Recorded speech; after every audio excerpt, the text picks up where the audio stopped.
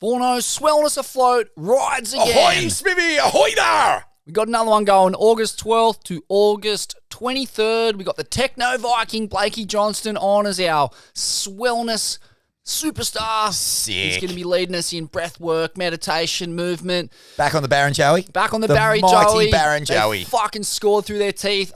A lot of people think June is the premium window, but mate, August cooks. Why would they be having the Rip Curl Cup Padang in August if they don't get absolutely battered by Swell during that window? That's sick. The trades are stiff, a bit lower. The lower you go from the equator line, trades get stiff, but up closer where the Mence is, mate, still variable, and plenty of options if the trades are up. So That's mental. And what's fucking on. the deal? How do we get on it? Up the Swellians at gmail.com. Register your interest there. And game on. Are you going? Should be on. Yeah, I'm definitely going. Oh, you're definitely on this one? 100%, yeah. MCL should be back and here by then. Oh, Smithy, the Techno Viking, Johnny McGroder's Baron Joey. Get on it, Swellians.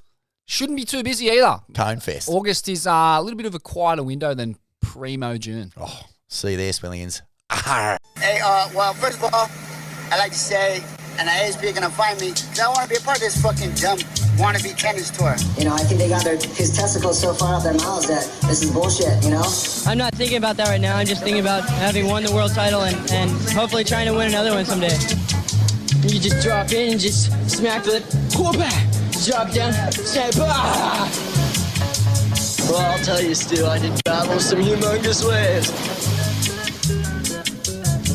Oh, just the paper, please? Oh, surf looks good on it. Not bad. Ain't that swell with Jen And Vaughn. Oh, those guys are back! Get a haircut. Smithy, this episode of Blitzed is brought to you by Skullcandy Man. Sickest headphones around. You and I have been rocking the ANC Crushers 2 for a while now. Fuck, how thick is the bass in these bad boys? Thick rhythms for your cerebellum. Fucking mental. Up the Skull Candy. Oh, Seriously, proper. And, mate, shout out to all the surfers, parents, etc., who came down to the Skullcandy Pro Junior at Lennox just the other week. Huge shout out to Dane Henry. Holy 10-point smokes. flip in the final. Wow. Oh, so He was skits. so psycho. But, yeah, sick to see Skullcandy. They're supporting surfing at the top level with the Colapinto brothers are back on the program. Right through to, Australian grassroots, getting the kids out there, having a sick time, bruh. And big supporters, mate, as well. So on your Skullcandy, get on them. Well played. Righto, Smithy. Welcome to Blitzed. Pure tour nerdism. And the Ballito Pro is a wrap, mate. Pretty fizzly kind of event. Oh, big time. Subpar waves. Didn't push the needle. No stiffies for Vaughn. Here, no stiff. No stiff for Ballito. Normally, you can kind of get up and about for Ballito. There's usually a bit of swell, some punchy. I mean, you remember Chippo's 10. He went fucking ballistic there last year. He was cooking last year. I mean, that 2011 comp was Hall of Fame, Yep. psycho, sand dredging cones. And, yeah, they just got skunked, but it was part of a 2-month flat spell. I read a report from the contest director saying that he was afraid to even look at the forecast because the waves were so bad there in the lead-up. And they eked out a little bit of energy from the ocean. They eked it. They But, milked it, mate. They got on the yeah. nipples, they got on the teats, and they just worked them over so hard. But all they got was that rank little bit of colostrum, the weird kind of yellowy mucus before the milk fills in. Yeah. Nothing there, mate. Nothing there. It looked like summertime Florida, absolutely gutless, nice shape, but just piss weak. But so I gave it a 1.5 on the Shat. I gave it a 2 originally, and I was like, nah, I'm pulling it back in. It's really kind of almost a hard comp to get in behind, when it's just that lifeless. Congrats though to Ian Gavea. He's been excellent this year. Yeah, he started off at Snapper with that kind of backside corrupt, put in some good performances down at Narrabeen, and to get a win in Ballito shoots him up to the top of the rankings. He's going to qualify, no problem. So Gavea is going to be on tour. Well done there to Earn. He's going good. And Bella Kenworthy, man, fuck, another teenage girl wins another Changaz. Like, this era is well and truly upon us. Like, we're not seeing it coming anymore. It's here. So, epic result for the 17-year-old Phenom. They took the ostrich sausages over there in South Africa. But yeah, pretty cool. A big doff of the cap in this event to Winter Vincent, mate. Queenie's finest. Went deep. Well played. Lone Aussie in the semis. Yeah, it was a grovel fest, and he was up against a horde of flapping Brazilian locusts, but he held it down, so well played. But what about, like, you know, on the back of taking out one of the great cone-off fucking QE events in history at NIAS, goes onto the Chang. I mean, this kid, we were just talking about Skullcandy at the start of the app. He was in the Skullcandy last year.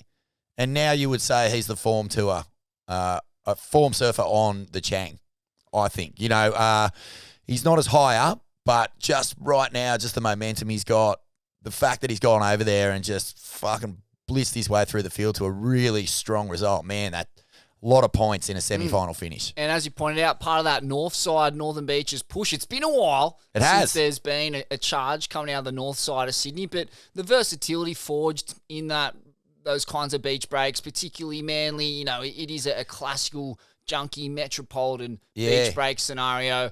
When melded with the world-class waves we have all up and down the East Coast, it's a formidable formula, as we've seen with Georgie Pitar. That's it. And now Winter Vincent. And, you know, the Australian skill set always favours perfect waves of the Indonesian variety and the East Coast Australian point break variety and the slab variety, but we can get it done in grovelly beach breaks. We all grow up surfing it.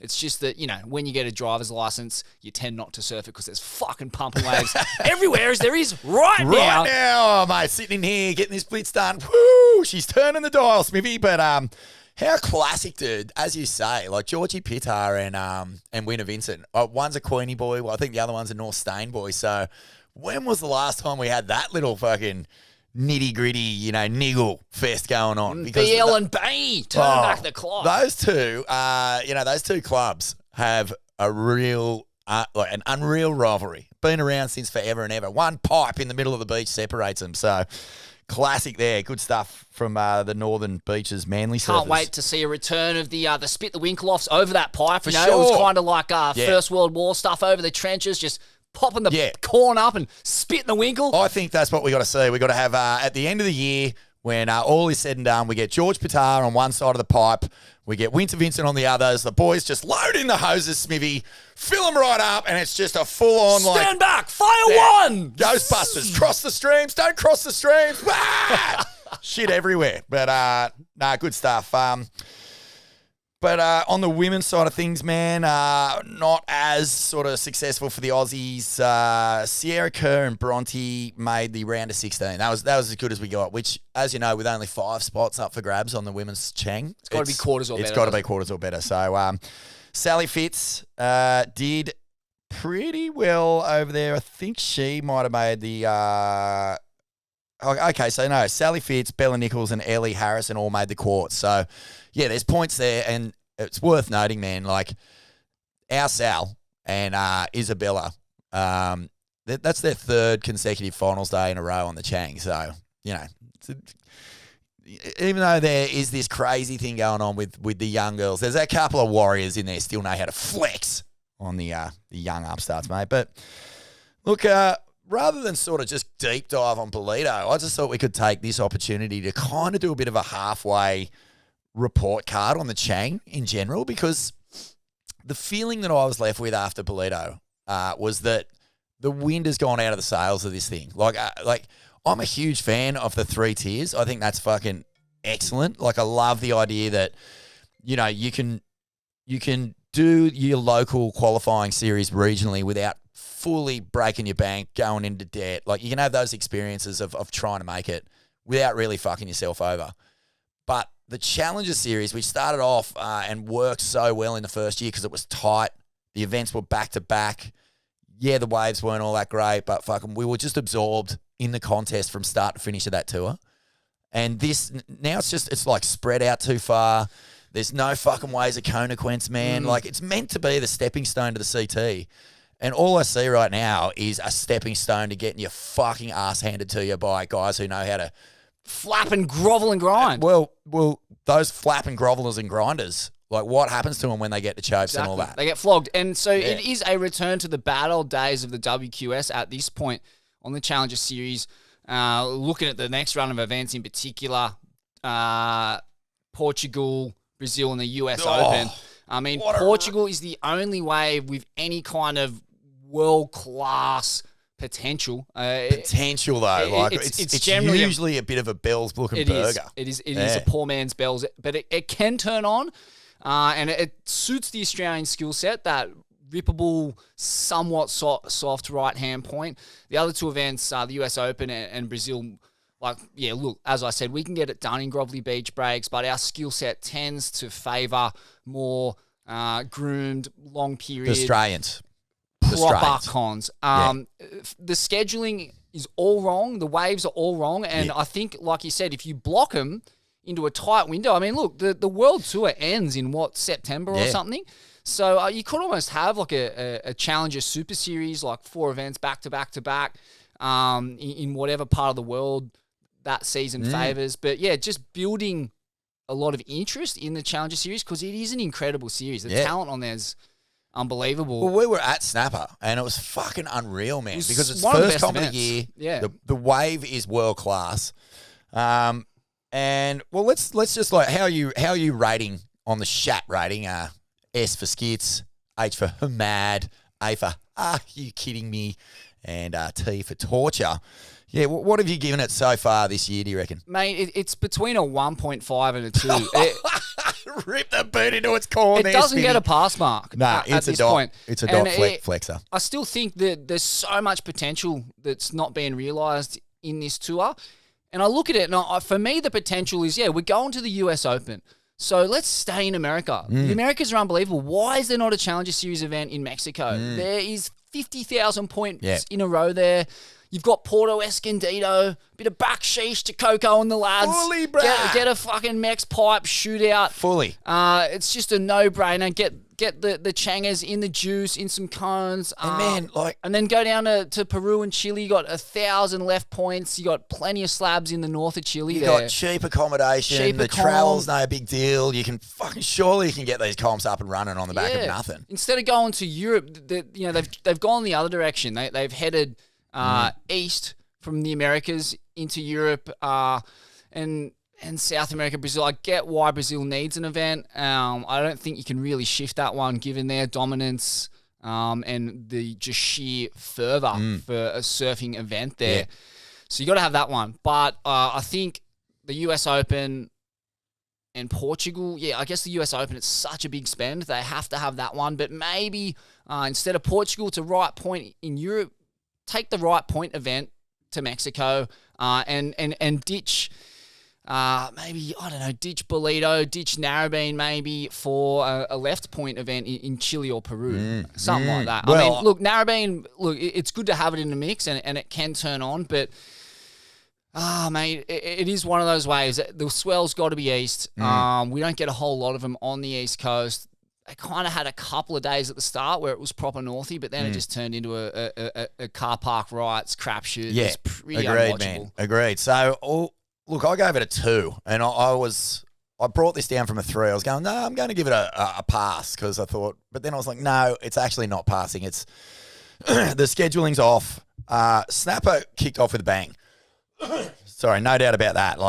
The surf was really fun. Hometown winner in Mikey. I mean, always good for us to watch. But Aaron Brooks behind the rock, memorable 10-point ride. Unbelievable. Sammy Pupo, fucking flaring.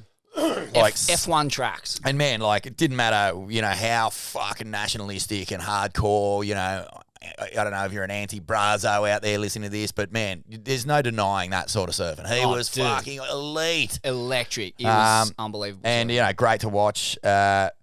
So then we went to Narrabeen, and as you say, we got swell, but the swell was just fucking doggers, man. There was big storm surf heroics, Eli Hanneman went nuts out there, and another really popular hometown win in front of a local crowd that can get you up and about. Isabella Nichols, she gets a victory there over Erin Brooks in her 3rd final in a row. So there was narratives and storylines playing out. It was 4 days after the Snapper comp ended. So you're just on a roll, you know the surfers, you know where they're at, you know who's going well and who's to beat and all this sort of stuff.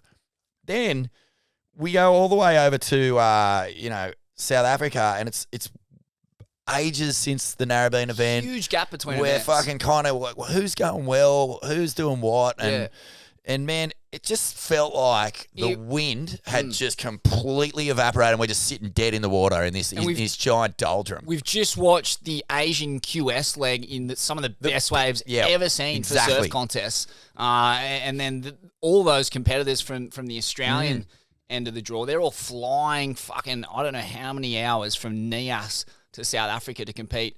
It's just an old-fashioned skunk fest. It's a skunk fest, and like the Asian queue, as you say, is fucking pumping. Like Crewy was overhead and just long, winding, rippable lefts like fucking the entire event. That Crewy zone, so much variety. So much swell. A somewhat, maybe like a mobile event site. My dream would be to have a kind of top 20 specialist event to decide who gets on to the world tour. Top 20 from the Changaz. So you qualify to a kind of final 5 scenario, but it's like a top 20 and make it mobile. Maybe it's a boat trip to Macca's or that kind of area.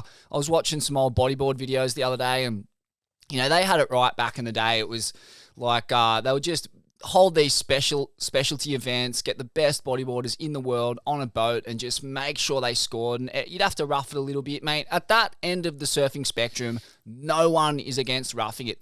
They're pure surfers. They just want waves and they'll do whatever it takes to get them and to get themselves on the world tour. It's true, man. And we got to meet that hunger and meet that core surfing spirit halfway and give them what they want and give the fans what they want. Fucking oath, dude. You couldn't have nailed it better because this is a real problem, I think. Like, you look at this at the Chang right now. Disrespecting the core, Vaughn. There's not a fucking piece of reef on the thing, man. Like, you got to, like, dig under the sand behind the rock to get to the bedrock before you fucking start finding any section of Conaquence. Like, so that's a real issue. And I reckon that, Snapper's not on tour next year. It's not on the Chang.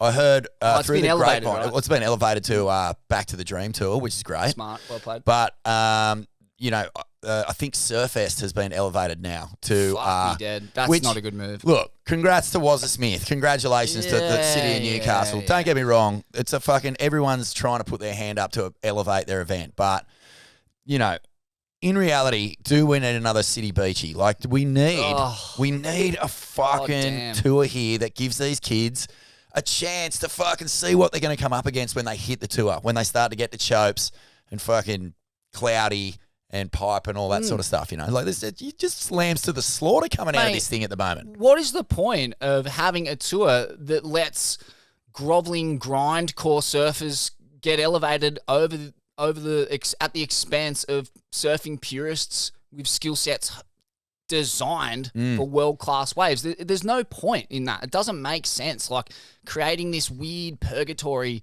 for pro surfers to grovel through on their way to a world tour that looks completely different. Couldn't look any more different. And it's getting kind of better as we go. Like it's Snapper back, Cloudbreak back, finals at Cloudbreak. If you've come through that Changaz series and you're not like kind of one of these, just once in a lifetime freaks like, Gabe or John or whatever. How on earth are you even getting to that final 5, let alone surfing for a world title, if that's the dream? Like, it's not reflective. No. And if you're coming off the regional queue and you're going to surf just these fucking doggers beaches and you're losing in your first few heats every round, man, your love for the game is going to go out the window. Oh, mate, look at some of the names in the top 10 at the moment. I mean, and this is no disrespect. Ian Gavea, he's been at the world tour level before, didn't do well at that level. Semi Pupo, look, he can survive and thrive at that level. We've seen what he does at Pipeline and elsewhere. Leo Muniz, 3rd in the world. I mean, a full-blown journeyman. Did a solid stint at that level, but never impressed me. It's a pretty meat and potatoes rail game, minimal errors, not much game in the juice. It's a game that was bred in what the Changaz is right now. Yeah, he's a master of the grind core. QE skill set. Edward Groggy at 10th. I don't want to throw shade at the Brazilians. They're the dominant force, but they're being helped to a degree by this Challenger Series QS format. And they've been dominant in that space for fucking as long as you can talk about. Going back to Pablo Paulino and days of D'Souza, there's always been just an absolute glut of Brazilian grinders at that level who are just schooled in the art of tenacious competitive drive and just getting the job done in 4-man heats in marginal conditions. They're masters of the art. They are, man. They are. Well, look, this is before we get stuck into sort of how we're going. We'll go into this sort of. We're going to dive deep into the Australian push, on the Chang this year because it's been ups and downs. It's not diabolical, but just here's a couple of solutions, if I may, Smivy. So let's look at the Chang. Let's pull it into a 5-event series. I think it is it 6 now? I think it's pull it back into a 5-event series.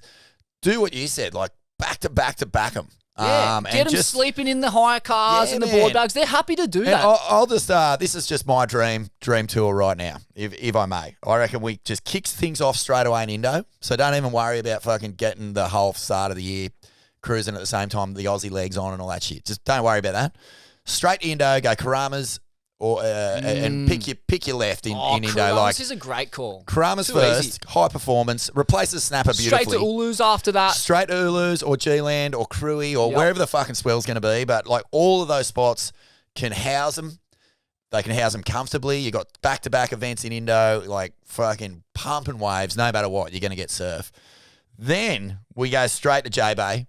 Mate, we're having a fucking WSL sanctioned specialty event there, and they're scoring fucking Kiwi surfing. Mate, we've got Adriana de Souza claiming 4-foot barrels at Supers. It basically is the QS. Yeah, a couple of Kiwi surf warriors won it. Freddie Marias. Potatoes, Marias, and Sarah Bound. 100%. So, you just make it a Chang. Fuck it off. If you're not going to score high lines and soul arches, then just make it a Chang, bro.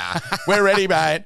That straight away is 3 events that everyone is up and about for, J-Bay, Durban, double, like you're already if you have to. If you have to have a beachy in there.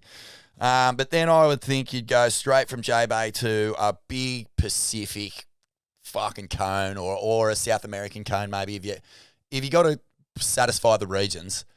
Those waves you're talking about, like let's go to fucking hit something that has a bit of juice and has a bit of size and makes these motherfuckers work for it. Back to Eureka for an old-fashioned. Oh, mate, that wash joint over is the urchin, covered rocks. One of the scariest waves ever. Yeah. But they have some like sunset spec, deep water reef breaks up there, rippable reef tubes. Like same scenario though. Like all these waves, man, they're in these areas where it costs fuck all to run an event. Like you could do it on the smell of an oily fucking rag down there, bro. So either Pacific or over to South America or Central America, and then we go to a final. Like I don't know if you want to call it a surf off, as you were saying. But if you got to have the US Open on this thing because it's the spectacle and it brings in the coin, move it back to Trestles, bro. Trestles is gone. Trestles is off tour as far as I know. The WSL finals aren't there. Chuck that on as your last event. Back in high performance beaches. Everyone's on the same fucking level. If you need it, if you want it, you got to earn it and you got to do it against the best. And fucking bang. There's your tour. 5 comps, sounds bro. amazing, man. There's so much potential there. It's such a quality assortment of competitors. Loving this Nolan Raposa kid. Yeah. Copped him last year at the Chang. Just that jazzy, electric, classical West Side G-Funk pro surfer from Venice Beach, I believe. And fuck, he clouts it on the backside, bro. Mate. Zappy, whiplash, sting. So, look, there's just so many exciting talents in this top 10, top 20. Dill Moffat, Chippo, Hiroto Ohara. I love Hiroto Ohara. Georgie Pitta. So he's another meat and potatoes guy. But geez, he is a science. He's like he's the Masatoshi Ono 2.0. Just clinical rail shaman. He's just so crispy, man. He's so razor sharp, that kid. There's so many exciting talents on there. They just need a platform to prosper. Yeah. Well, let's have a look at the glide and slide, Smithy. Some Aussies are on the up. Some are on the down. At the halfway mark, we need some big results here because we've had a couple of wins. Micah McDonald got the win at Snapper. Geordie Lawler the win at Narrabeen. So you're thinking, great, 10,000 points. That's huge, right? But so at the moment, we got 3 Aussies in the top 10. Georgie Pittard, North Staines' finest. He moved up 2 spots to number 4. So man, that's looking good. Good signs here from Georgie after a fucking incredible run on the CT. couple of wild cards, Bells and Margarets, showed what he could do. Oh, did he what? Didn't he? Lennox representative Mikey McDonough. He and Geordie Lawler actually slid a couple of spots. So just didn't get the results that they wanted over there in Ballito. Dill Moff from Nara, Alistair Reginato, North Shore Board Riders, and Chippo. They've all jumped up the ratings to 13, 14, and 15. Right in striking distance. Yeah, man. They're right where they kind of always are, though. So they remember that, I think it was even last year or the year before, like Morgs, Chippo, and Dill finished 11, 12, and 13. So they just got to turn the dial a bit here, the boys. And not having any juice in his back end of the schedule really hurts him, man. It does, mate. Reggie's a big unit. Chippo obviously loves the juice. Dill Moffat's a kind of a compact little unit who could probably get it done, like at a place like Huntington. 100%. He's a whippet. He's a beach break specialist. He's got all the high-tech progressive manoeuvres. That's it, man. But positive signs, as you say, like right on that bubble, 13, 14, and 15 there for Dill, Chippo, and Reggie. This is where things get interesting, man. Like Winter Vincent, so he made a 48 place leap in that on the back of that semi over in Ballito. So, fuck, man, that's a huge jump. He's at 17th, and I feel like he's another guy who won't be worried by the lack of juice in the back half of this thing. Like what he did over there, the way he was surfing, the confidence, he looks poised, man. I reckon. Yeah, it's interesting. Look, like you said, they're where they were last year, but it's been a really solid campaign so far in this first half of the season. And, look, the cream of Australian surfing is definitely rising to the top. Obviously, the back half of the year, it's not suiting our skill set. We can get it done in those kinds of cons. I think most of them will be looking at Era Sierra at that right point for a big result. Chippo's backhand is as mechanical and surgical and consistent as it gets. Callum Robson, a proven point break specialist, a runner-up at Bells, a win at the Gold Coast Challenger Series event. There's so many Australian names who are there and thereabouts, right down to Oscar Berry at 43rd. They've all got a shot in this back half. That's it, man. But for me, it's really all about locking in together. For this we're on the road for this back half.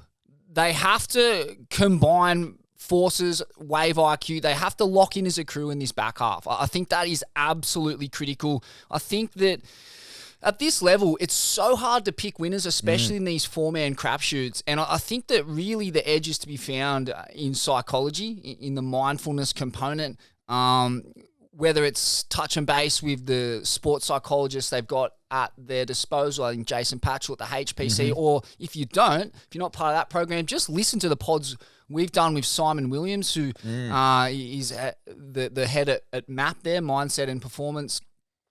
We just did another one that we'll drop, but just the ability to maintain poise under pressure and maximize those moments, master those moments, not choke or miss your opportunity because it's so slight at that level and in this pressure cooker crapshoot that these beach breaks are guaranteed to be. The Brazilian leg, mate, that's going to be really difficult. Yeah. We're basically it's going to be Australia versus Brazil in a massive away fixture. Yeah. But that's not to say we can't get it done. But like I said, we got to back each other. There's going to be friendly fire. There's guaranteed going to be friendly fire, particularly at that Era Sierra event where we're all going to be hungry for wins. But that needs to be compartmentalised. The greater good of Australian surfing is what matters here, and getting each other up for each heat. We've seen it happen in the past. We've seen it consolidate around Conor O'Leary, that kind of more mature presence on tour, and I think that's what is needed again. Guys have been there before. Callum Robson, Morgan Sibley. They're just one big result from rocketing up into that top 10 scenario. It's all possible, and it's all there for the taking, and that's an amazing place to be in. You made a great point just then, man, and I think this is a side effect as well. There's two big side effects to the Challenger Series being fucking set up the way it is. Like when it was back to back to back, everyone's traveling together. Everyone's in the same space. You got a team leader like Connor who was fully he was fresh to that energy. He knew that all those kids knew each other from the Surfing Australia High Performance Centre and from doing all their training and from surfing against each other on the regional queue for years, which he hadn't done for a while.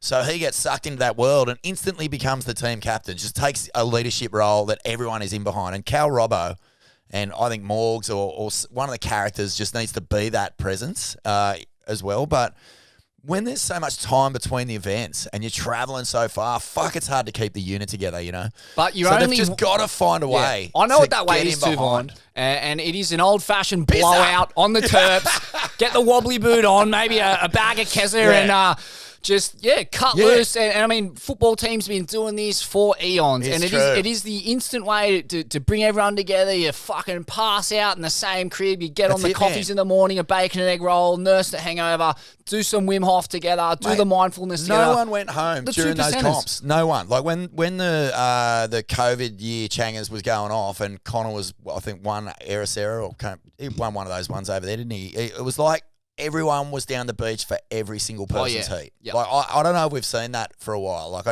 not since the Nathan Hedge, Mick Fanning days of your Louis, your Ox. That's like, it was it's Australia. It's got to be a team, and Australia fucking have tapped into that energy many, many times. So like you're dead right. That's got to happen. But yeah, I think that it just requires more effort now because I very much doubt they're all staying in the same house together. It's probably clicked off into little cliques and they're on their own program, you know, because I feel like they need a captain. They need a full-blown leader to be down there steering the ship a bit. So, yeah, mate, as you say, one win will fucking change everything here. Like, in the men's rankings, last year, David Silver qualified with about 17,000. Like, I think Morgs is on, what's he on? He's around, Jolie Vaughan's on 6,000. So, one win, man. And all of a sudden, just every result matters. You know, he could fucking just blitz it into the home run. He actually is my pick for a dark horse, a late charge in the back half. I think Dakota Walters is also sitting in a pretty good spot. He's about 22nd at the moment. But, man, these next few waves, like Ericera, not sure, but Brazil and Huntington are just fucking cannon fodder for this kid. Purpose built for big one-hitter, corked off-axis rotations, and he's got one of the best strike rates in the business. That's it, man. And as you say, from Jolie Vaughan, Cal Robbo, he's had good results. He's in the thousands for all of his points. So they're not great results, but he's poised, and you do feel like that Portuguese event could play right into his hands. Morgs jumped up a lot of places in that last event, thank God. Finally got going, man. 24. And so there's Morgs, there's Reef, there's Oscar Berry. They're kind of like the names on the men's side of the draw who could really move in this back half. Just it seems to me like the live wires like Coda and Joel are the most likely to make a run. The thing that really stands out to me about this tour is just the depth of it and how hard it is at this level. So hard. Have a look at some of the names here that are not within QE right now. The top 10. You've got Caio Abelli, a World Tour stalwart, teenage sparring partner with Medina, former Brazilian national champ. He's at 26th, 16 spots beneath the qualification line. Callum Robson, deep in the list at 28th, former runner-up at Bells at 3rd. In Portugal on the CT. Morgs at 31st, a former top 5 world title contender. You got Ian Gentile, who, started with a 3rd at the Pipe Masters on the World Tour this year. Yeah. Is now down at 34th on the Chang. And I think what is it's still not being grasped, actually, is the psychological breakdown that the loss of confidence that follows a surfer being cut from the World Tour. Yep. And if you follow being cut with a poor result at that Gold Coast event, man, it is a downward spiral that is so radical. Just looking at Cade Matson, 32nd on the World Tour. You're low on confidence and you dropped straight into this cauldron of 4-man crapshoots.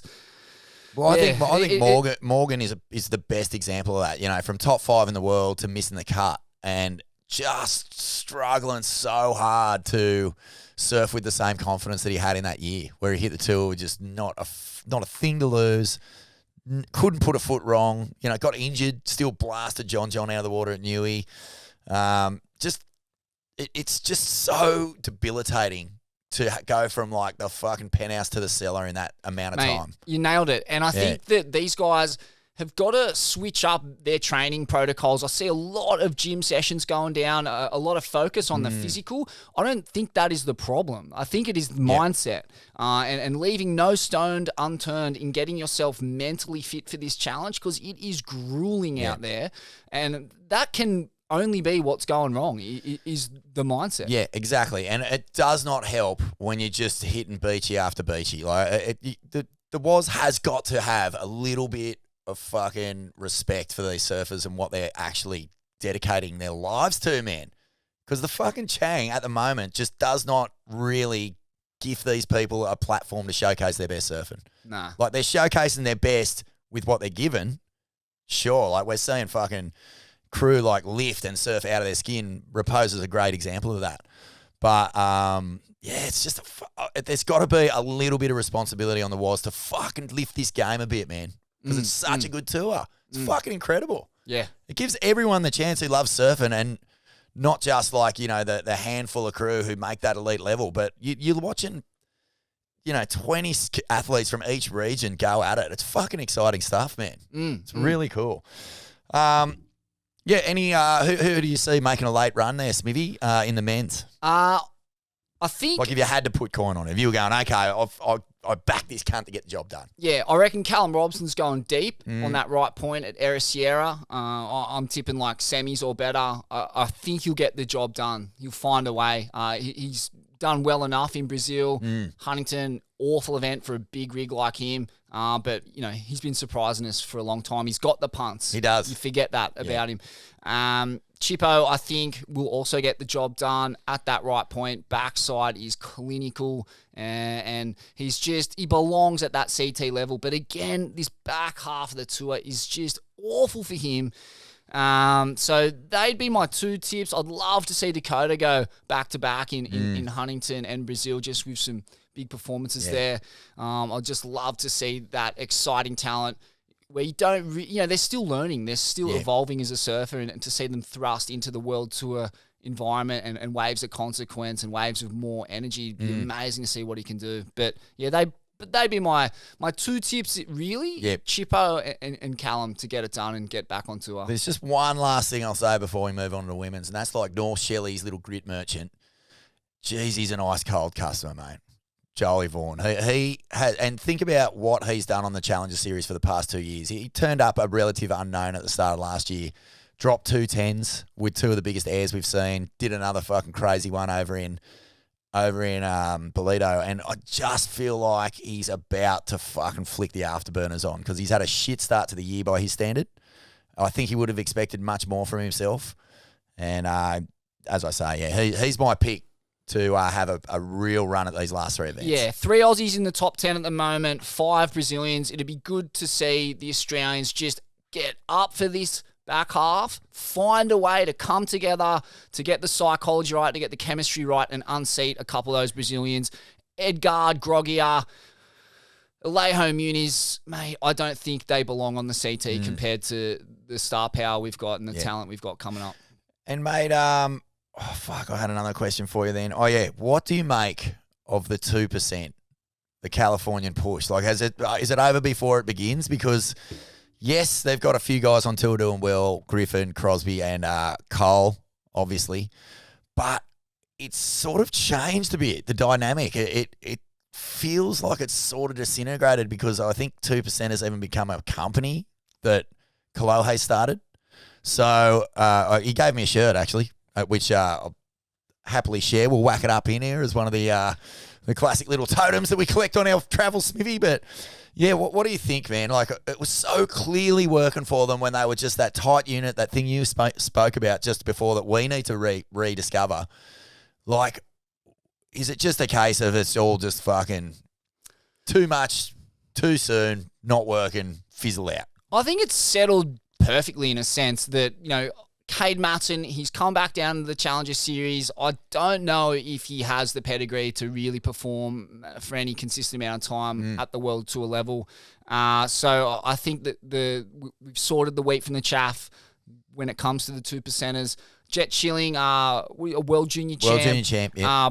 probably on his way to a World Tour berth. He's pretty deep on the Chang at the moment at 49th, but still ahead of Lucas Messinas, a World Tour qualifier. I think he'll get there eventually. But yeah, look, that they've lost the core of the 2% to the World Tour. I think Crosby, Colapinto, I think the intel and the energy being fed from Griffin to Crosby, and Cole Houshman coming from that kind of elite sporting family. I think they were like really locked in at that level with Cade, but now the cream has risen to the top. The dregs are kicking around deep in the Chang. Yeah. And I just wonder, how, look, as we've met those kids, I've hung with them as a group, I've hung with them as individuals at times, and there's a lot of fucking baggage in that world of being a up and coming potential future pro surfer star, with who's pushing you, the rivalries that exist within the rivalries, like Jake Marshall and I think Griffin Colapinto. They stopped talking to each other for a long time because the rivalry between their two groups, families, sponsors, and everything got so fucking hectic that they couldn't even. They only just, when Jake qualified, reconnected and said, let's get together for the sake of the group. So it was my understanding that Jake wasn't a part of the 2% group. I mean, I haven't seen him feature in any of their YouTube clips or you mentioned those rivalries, Kanoa and Griffin, another one, basically, grew up only beaches apart. Well, there's chasms, man. You can't ignore them. If you're in a big group of people and you're trying to get it all going on we all back each other and we're together, it's got to be sincere. You can't just be fucking, yeah, well done, all right, yeah, good on you, yeah, fucking, all right, yeah, you did go, good, yeah. You can't be like that. You got to be all about it.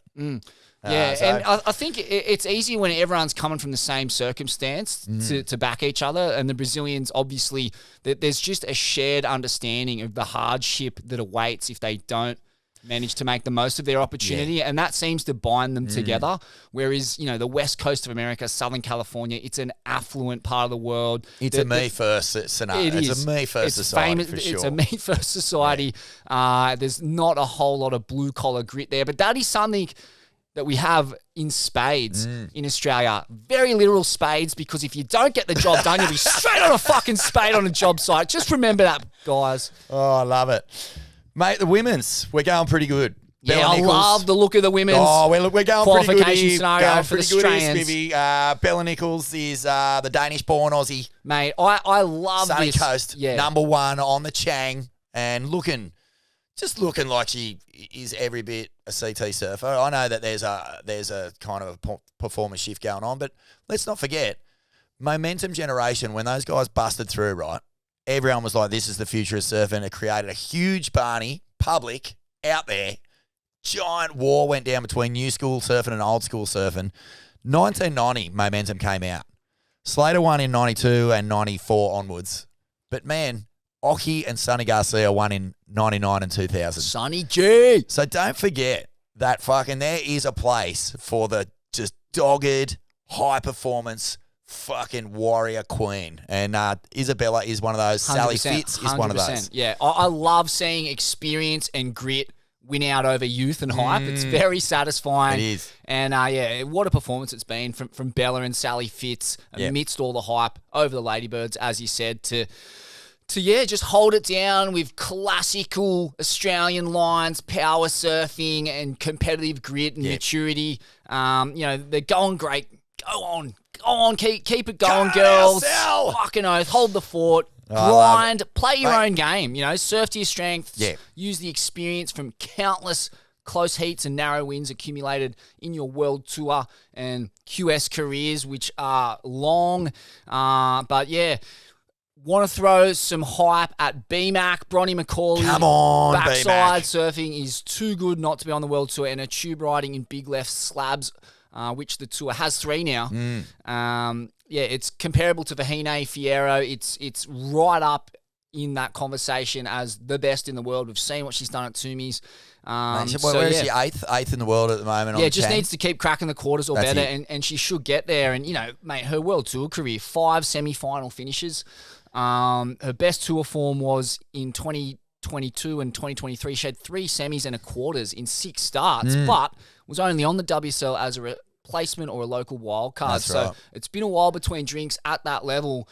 She's been there and thereabouts. I think, there's no reason why she can't get it done. Come on, B-Mac. Everyone loves B-Mac surfing too. And she is one of those surfers who gets better. Like, she doesn't look like her surfing's dating. It's just keeping up with it. And the mechanics I think- classical Australian lines. It's all power. It's a beautiful bottom turn. The backside crack gets it super vert. The problem is no juice. Again, she's from Southwest Australia. She is so connected to long period energy and proper blue chip surfing conditions. Hey, mate, it's a disgrace that let's she has just to go imagine surf Huntington. the Chang is what I sort of threw at you just before. Let's say you start at Karamas, you go to either Ulus, freaking Cruy or G-Land as event number 2. You go to J-Bay, her backhand just lighten up that point. Find some sort of long winding, grindy, orbular fucking slab fest in the South or Middle Americas and finish at Trestles, mate. She's fucking top 5 every day of the week for the next 5 years. She's on it in a canter.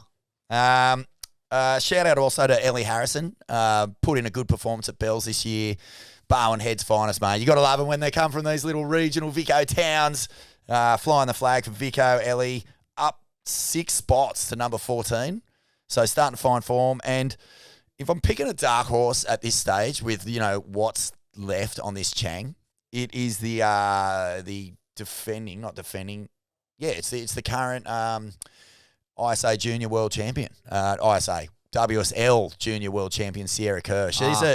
She's at 24th, but she just leaped 13 places. I don't see her. Like if she just gets the sections, mate, she could actually blitz it in pretty easily in these next 3 events if she's committed to doing it this year, which I'm pretty sure she is because she's been at all the events. So, yeah. That was my dark horse as well. Heading to Huntington, Southern California was her original home. She's got the skill set to dominate that event.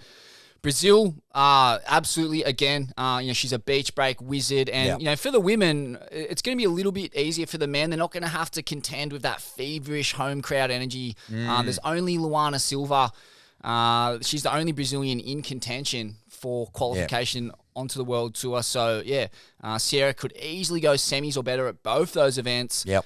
No reason why she can't do well at Era Sierra. Might not be as consistent and locked in on frontside points, right points, like as some of her competitors, but she's young and she's learning and she's fresh off a selection in that WSL specialty event. She's on a heater. How heavy is this log jam though, dude?